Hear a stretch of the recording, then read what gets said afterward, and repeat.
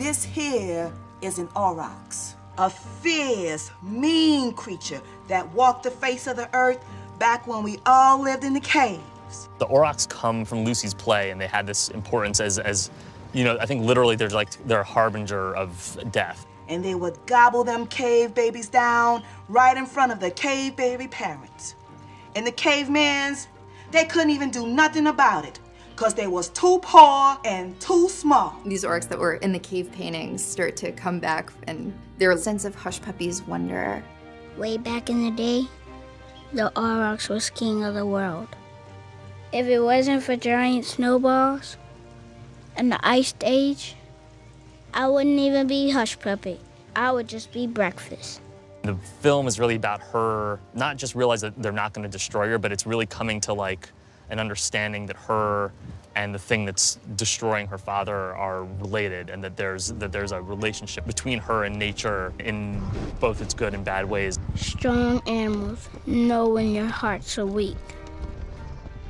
That makes them hungry, and they start coming. Having kind of the thing that's coming to get her be an animal, and be this animal that's the opposite of her, like this humongous, fierce creature, but have it also, by the end of the film, be something that she can relate to, was really important. Sometimes you can break something so bad that it can't get put back together.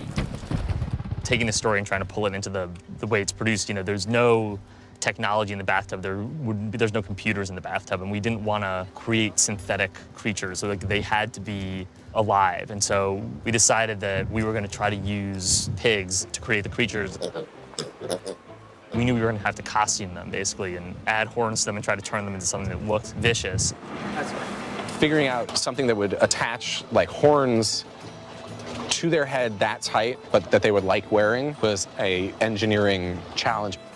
We got Oliver, who's our star pig, and just very slowly would just, you know, start wrapping cloths on him very early on. We would clip something around his body and sort of acclimate him to the idea of wearing costumes.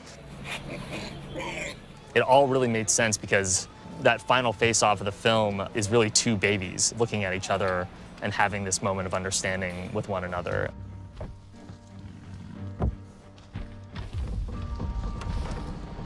You're my friend, kind of. They were so important in the play, and there was a real leap of faith. And I think it paid off so well. I mean, it's just like she stares the aurochs down, and every time I watch it, I feel very strong because Hush Puppy feels strong.